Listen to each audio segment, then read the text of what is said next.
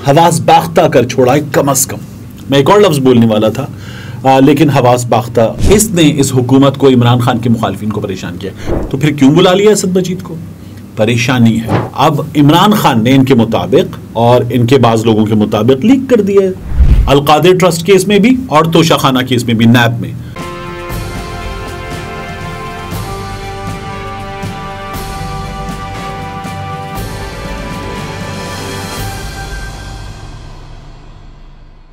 बिस्मिल्लाहिर्रहमानिर्रहीम, अस्सलाम वालेकुम। ये आपका अपना डिजिटल प्लेटफॉर्म है। मैं तारिक मतीन हूँ। अगस्त की 10 तारीख और आज के दिन, जुमेरात के दिन, मेरा आपसे ये दूसरा इंटरेक्शन, वही दरख्वास्त आपसे कि इमरान रियाज खान के लिए आवाज़ उठाइए, बहुत ज़रूरी है। हम इस खसकम जहां पाक वाले फेज़ में इस हुकूमत के जाने के बाद दाखिल हो गए हैं। अल्हम्दुलिल्लाह जान छूटी, मगर इमरान रियाज खान अब तक वापस नहीं आया। इस हुकूमत के मुंह पर ये कालक अब तक मली हुई। अरशद शरीफ शहीद का कत्ल भी वो हालात इस हुकूमत ने पैदा किए थे और इमरान रियाज खान का इग़वा भी। दूसरा, अलग न्यूज़ के लिए मेरी रिक्वेस्ट, आप सुन रहे हैं, बहुत शुक्रिया। अब आ जाइए इस वीडियो के मौज़ूआत पर डायरेक्ट। ये जो साइफर आया ना, इसने शहबाज शरीफ को, इनकी हुकूमत को, इमरान खान के मुखालिफिन को हवास बाख्ता कर छोड़ा है कम अज कम। मैं एक और लफ्ज़ बोलने वाला था लेकिन हवास बाख्ता मुनासिब लफ्ज़ इस जगह। इसीलिए हुआ क्या है, शहबाज शरीफ जिनकी काबीना अब इस वक्त तहलील हो चुकी है, जो वुज़रा थे अब वो साबिक वफाकी वुज़रा हैं। लेकिन आप देखिए कि इस साइफर के आने के बाद शहबाज शरीफ ने कहा क्या है। शहबाज शरीफ ने बुलाया है असद मजीद को। असद मजीद वो जिन्होंने साइफर लिखा था, जिनके सामने डोनाल्ड ने ये तमाम बात की थी। साइफर पब्लिश हो गया, दुनिया में तहलका मच गया। पाकिस्तानी मीडिया में आपको साइफर कहीं नजर नहीं आ रहा क्योंकि इमरान खान के मुखालिफिन ने साइफर चलने से रोक दिया है। अब हुआ क्या है, असद मजीद को बुलाया गया है। असद मजीद जो हैं वो अमेरिका में उस वक्त सफीर थे, फिर उसके बाद उन्हें यहाँ जिम्मेदारियां दे दी गई। लेकिन असद मजीद को इस तमाम अरसे में क्यों नहीं इस तरह से आप देखते कि बुलाया गया? साइफर के आने के फौरी बाद असद मजीद को बुलाना क्या माने रखता है? इस वक्त जो सोशल मीडिया पर, बल्कि दुनिया भर के सोशल मीडिया पर, पाकिस्तान में नहीं, इस हुकूमत के साथ हो रही है और इमरान खान के खिलाफ साजिश की गई, दुनिया भर के बड़े सहाफ़ी ये बता रहे हैं, इसने इस हुकूमत को, इमरान खान के मुखालिफिन को परेशान किया। असद मजीद को बुलाया, तारिक फातमी को बुलाया। अब ये खारिजा उमूर में महारत रखने वाली अपनी टीम को बुलाते हैं, साथ में इसहाक डार गए हैं और ये लोग वजीर आजम हाउस में शहबाज शरीफ साहब से मुलाकात कर रहे हैं क्योंकि इमरान खान के खिलाफ हुकूमत मुसलसल नाकाम है। तो अब मुमकिन है कोई खिचड़ी पकाई जाए। लेकिन असद मजीद के मौक़िफ़ में क्या पहली नेशनल सिक्योरिटी NSC जो हुई उसके बाद कोई तब्दीली आई? नहीं आई। उसके बाद दूसरी नेशनल सिक्योरिटी कमेटी हुई, क्या असद मजीद के मौक़िफ़ में तब्दीली आई? नहीं आई। और असद मजीद ने जो साइफर लिखा, क्या उसके बाद हमारे यहाँ आपको ये पता चला दफ्तर खारिजा से या कहीं से कि ये जो इसका कंटेंट है ये दुरुस्त नहीं है? ऐसा भी नहीं हुआ।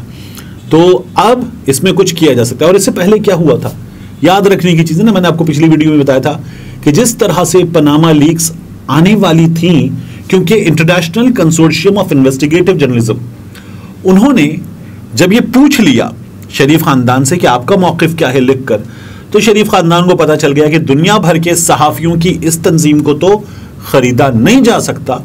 तो उन्होंने बिठाया हुसैन नवाज को जावेद चौधरी के प्रोग्राम में और जावेद चौधरी ने टोंटी खोल के अपनी क्रेडिबिलिटी गुम की और हुसैन नवाज ने कहा अल्हम्दुलिल्लाह वो जायदादें हमारी हैं, उनकी बेनिफिशियल ओनर मेरी हमशीरा हैं।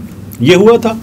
बिल्कुल इसी तरह ऑफिशियल सीक्रेट एक्ट अभी कुछ दिन पहले आना, क्योंकि वहां से जिन्होंने स्टोरी की है उन्होंने यहां मौक़िफ़ मांगा होगा, तो फिर यहां खलबली मची है।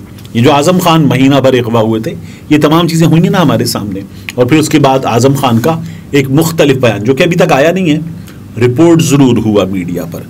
तो ये तमाम चीज़ें हुई थी। अब असद मजीद को इस वक्त बुला लिया गया है।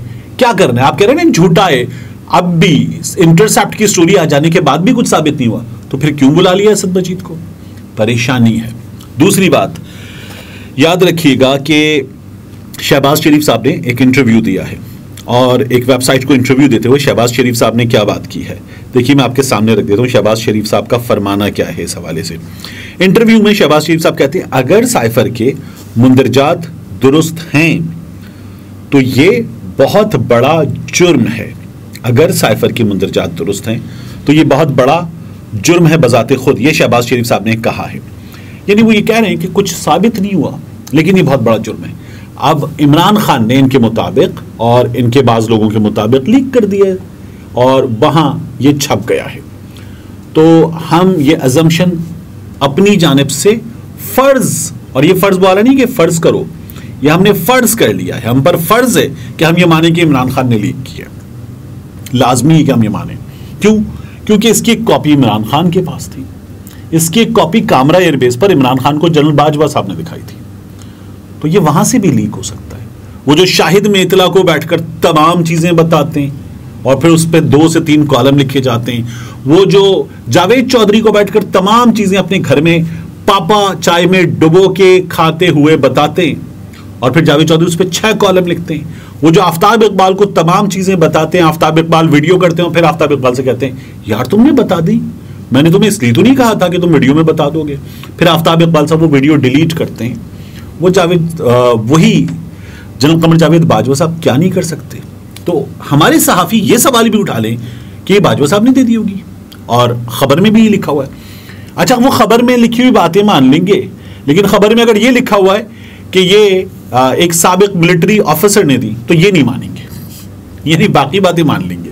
तो यह हमारे यहाँ हो रहा है और शहबाज शरीफ साहब इसको बजाते खुद बड़ा जुर्म कि इमरान खान का ड्रामा था, साइफर था ही नहीं, ये तमाम बातें करने वाले वो जो मरीम नवाज शरीफ साहबा ना गाड़ी में बैठ के ऐसे करके बातें कर रही थी, वो बातें भी आप कर लेंगे कि ड्रामा है, झूठ बोल रहा है, और आप कह रही है जुर्म है। तो किसी एक पासे टिक जाएं, इन लोगों के लिए बहुत ज़रूरी है। दूसरा मैं आपसे अर्ज करूं कि बुशरा बीबी ने इमरान खान साहब से मुलाकात की है। इमरान खान साहब को जब बुशरा बीबी ने इस मुलाकात में इंटरसेप्ट की स्टोरी के बारे में बताया है और ये कि जो सोशल मीडिया पर हो रहा है, जिस तरह से इमरान खान साहब का कहा जो कुछ वो बता रहे थे वो इंटरसेप्ट की स्टोरी से सच साबित हो रहा है, तो इमरान खान साहब ने कहा ये ज़बरदस्त हो गया। पहले इलेक्शन पे जब इमरान खान साहब को कामयाबी मिली खैबर पख्तूनख्वा में पीटीआई को, तो तब उन्होंने कहा ये ज़बरदस्त हो गया। और अब ये दूसरी चीज़ हुई है इस हुकूमत के जाते ही, तो इमरान खान साहब ने कहा ये ज़बरदस्त हो गया।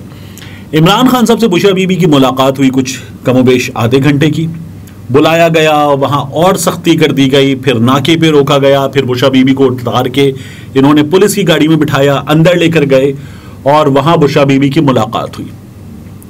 मुलाकात के बाद बुशरा बीबी वापस लाहौर रवाना हो गई। जो एहतसाब अदालत है उसने बुशरा बीबी की गिरफ्तारी नैब ने कहा कि नहीं करना, तो वो नहीं हुई, उनकी मामला जो है वो अभी आगे चला गया है। यहाँ क्या हुआ इमरान खान साहब के मामले में एहतसाब अदालत में, अलकादिर ट्रस्ट केस में भी और तोशाखाना केस में भी, नैब में इमरान खान साहब की जो जमानत है वो खारिज हो गई अदम पैरवी पर। इस्लामाबाद हाईकोर्ट के चीफ जस्टिस ने क्या कहा था, जरदारी साहब के केस में हम तय कर चुके हैं, अगर आपका मामला आगे चला जाएगा, हम अभी आपको जमानत नहीं दे रहे, तो भी एक केस में बंदा गिरफ्तार हो तो दोबारा गिरफ्तारी नहीं होती। ख्वाजा साहब ने कहा कर दें। अब अदालत ने कहा अदम पैरवी पर, अदम पैरवी, तो फिर अदालत बुलाती इमरान खान को, इमरान खान तो हुकूमत के पास है, अदालत बुलाती कि लेकर आओ, ये पैरवी करेगा अपने केस की। उस बंदे को आपने जेल में डाला और अदम पैरवी पर उस बंदे को आपने जमानत खारिज कर दी। एक तो ये हुआ।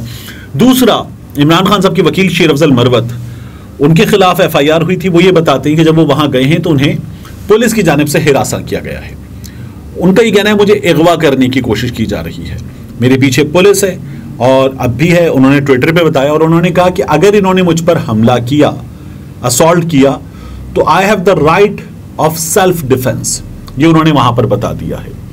और इमरान खान साहब के वकील नईमदर पंजोता साहब के साथ जो हुआ, उमर खान न्याजी साहब के साथ जो हुआ, शेर अफजल मरवत साहब के साथ जो हो रहा है, ख्वाजा हारिस साहब के साथ जो हो रहा है, हिरासा करने की कोशिशें हो रही हैं, इन तमाम कोशिशों को अगर आप देखें तो साफ तौर पे नजर आ रहा है कि इमरान खान को वकला से भी महरूम करना ये इस हुकूमत की कोशिश है। और ये इस कोशिश में क्यों लगे हुए हैं? एक बंदे को आपने उठा के जेल में डाल दिया, अब भी नैरेटिव में आप उसका मुकाबला नहीं कर पा रहे, ये 13 जमातें सबके सब मिलकर उसका नैरेटिव में मुकाबला करने में नाकाम है, इसलिए अब यहां तक आ गए कि उसके वकला बोलना शुरू हो गए और उसके वकला ने भी सोशल मीडिया पर इन तमाम लोगों को नाकाम करके रख दिया, नॉकआउट करके रख दिया है। मिलते हैं इंशाल्लाह आपसे अगली वीडियो में।